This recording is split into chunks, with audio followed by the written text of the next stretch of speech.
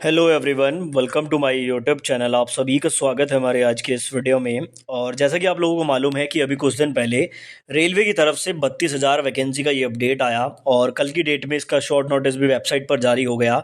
अब जहां वैकेंसी बढ़ाने के प्रयास हो रहे हैं चारों तरफ से, छात्रों के द्वारा, टीचर्स के द्वारा, यूनियंस के द्वारा, वहीं अगर इन चीज़ों को थोड़ा डीपली देखेंगे तो यहाँ पर जो वैकेंसी है वो 32,000 भी नहीं है, 15,000 के आसपास ही वैकेंसी यहाँ पर आपके लिए है। और ये वैकेंसी किस तरह से घट गई हैं वो मैं आपको इस वीडियो में बताने वाला हूँ। छोटा सा वीडियो रहेगा, एंड तक जरूर देखें और चैनल पर नए हो तो चैनल को सब्सक्राइब करना ना भूलें। देखिए, आज मैं बात करने वाला हूँ रेलवे ग्रुप डी की तैयारी करने के लिए एक बहुत ही बेस्ट बुक के बारे में जो चक्षु प्रकाशन की तरफ से आती है। जैसा कि आपको मालूम है कि ग्रुप डी में जीके जीएस का इंपॉर्टेंट रोल रहता है, तो ये वाली बुक से आप लोग अपनी जीके जीएस की तैयारी बहुत कर सकते हैं। जो यहाँ पर रेलवे का सिलेबस है उसके आधार पर आपको थ्योरी तो मिलती ही है चैप्टर वाइज, साथ ही प्रैक्टिस करने के लिए आपको प्रीवियस ईयर क्वेश्चन और एमसीक्यू क्वेश्चन मिल जाते हैं। देखो, इस बुक में क्वालिटी के साथ क्वांटिटी का भी ध्यान रखा गया है। सबसे पहले तो आपको इस तरह से थ्योरी देखने को मिलती है, उस थ्योरी के आधार पर जो प्रीवियस ईयर क्वेश्चन रेलवे में पूछे गए हैं वो सारे क्वेश्चंस आपको मिल जाते हैं और उसका डिटेल सॉल्यूशन भी आपको इस बुक में देखने को मिल जाता है। इस बुक से आप लोग जीके जीएस की बहुत बेहतर तैयारी कर सकते हैं। साथ ही अगर आप लोग चाहें तो रीजनिंग, मैथमेटिक्स, साइंस और प्रैक्टिस करने के लिए भी ग्रुप डी की ये वाली बुक ले सकते हैं। ये पूरा चक्षु का कॉम्बो आप लोग परचेज कर सकते हैं, जिसका लिंक मैं आपको डिस्क्रिप्शन में दे दूंगा, वहां से जाकर आप इसको परचेज कर लीजिए। तो देखो, जैसा कि आप लोगों को पता है कि ये 32,000 पदों पर वैकेंसी आपकी आ रही है। वैसे अगर इसमें देखा जाए तो 10th वालों के लिए तो इसमें कुछ भी नहीं है। ये 5,000 वैकेंसी पॉइंट्समैन बी की है और ये 5,000 भी पूरी तरह से 10th वालों की नहीं है।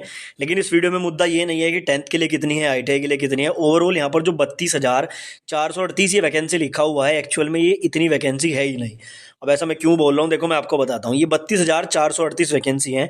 इसमें सबसे पहले तो सीधा सीधा 20% का जो रिजर्वेशन है ना, वो CCA कैंडिडेट का है, यानी कि जिन लोगों ने अप्रेंटिसशिप किया हुआ है उनका है। और इनकी जो सीट बच जाती है, पहली बात तो बचेगी नहीं, अगर इनकी कोई सीट बच भी जाती है तो वो नॉर्मल कैंडिडेट को नहीं मिलती है। पहली बात तो ये है, ठीक है ना। तो 20% सीट तो यहाँ पर डायरेक्टली CCA वालों के पास जा रही है। 20% सीट रहती है यहाँ पर एक्स सर्विसमैन के लिए, ठीक है। हालांकि एक्स सर्विसमैन की कुछ सीट्स बच जाती हैं तो वो नॉर्मल कैंडिडेट को मिल जाती हैं, बट अभी हम मान के चल रहे हैं कि भाई 20 और 20 40% तो सीधा सीधा इस वैकेंसी से ये गायब हो गया।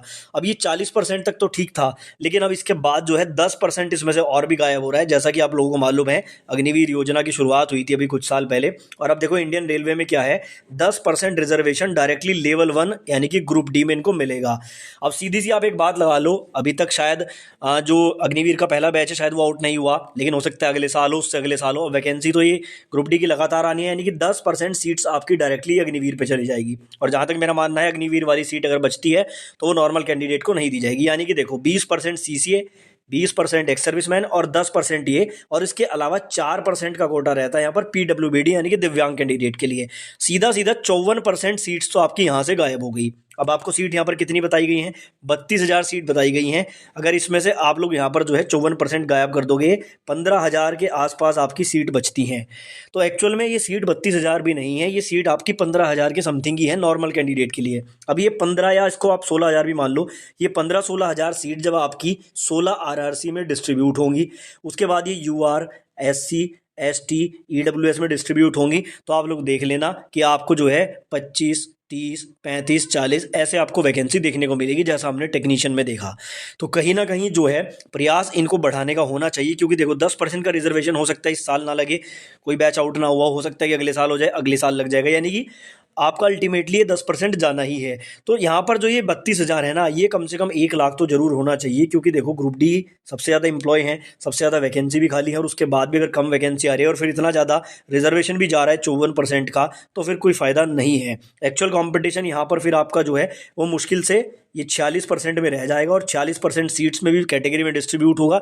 तो तैयारी करने का कोई ज़्यादा बेनिफिट भी नहीं है, क्योंकि वैकेंसीज बहुत कम रहेंगी। देखो, जो टॉपर स्टूडेंट है वो सीट निकाल जाएगा, बट एक एवरेज स्टूडेंट जो ग्रुप डी के भरोसे बैठा हुआ था कि भाई ग्रुप डी में सीट ज़्यादा आएंगी, एवरेज कैंडिडेट भी एक सीट ले लेगा, वो आपका सपना यहाँ पर टूट जाएगा। तो कोशिश यही होनी चाहिए कि भाई जो टोटल सीट्स हैं वो आपकी इंक्रीज़ हों, और वैकेंसी इंक्रीज़ करने के रिगार्डिंग भी एक बड़ा अपडेट आया है। अभी नेक्स्ट वीडियो में मैं आपको वो वाला अपडेट भी दूंगा, इसलिए चैनल को सब्सक्राइब करना ना भूलें।